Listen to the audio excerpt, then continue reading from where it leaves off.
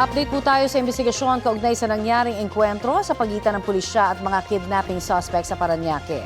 May ulat on the spot si June Veneracion. June?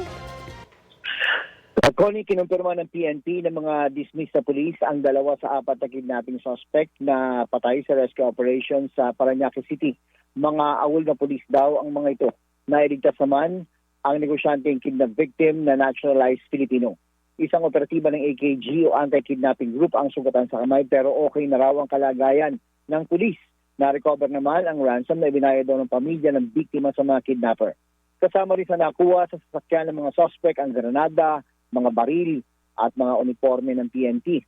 Sabi ni AKG Director Brigadier General Glicerio Cancilao, alas 5:30 noong April 14, nang dukutin ng mga kidnapper ang biktima sa Parañaque. Gamit ang cellphone ng biktima, tumawag ang mga kidnapper sa kanyang daughter-in-law. Sa kanilang negosasyon, 50 million pesos ang ransom demand. Pero napababa ito sa 10 million pesos. Kahapon nagkabayaran ng ransom sa Parañaque.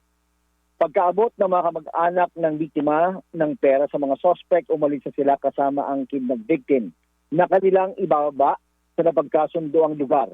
Nang ibinabanan nila ang biktima, dito na pumasok ang mga operatiba ng AKG at nagkabarilan na nagresulta nga sa pagkamatay ng 4 na suspect. Nasangkot na rin daw dati ang grupo sa 2 pang kidnapping case. Hindi naman isinasantabi ng PNP ang posibilidad na mayroon pang ibang kasama ang mga napatay na suspect, sabi ni PNP spokesman Brigadier General Randolph Tuanyo. Balik sa Juan. Maraming salamat, June Veneracion.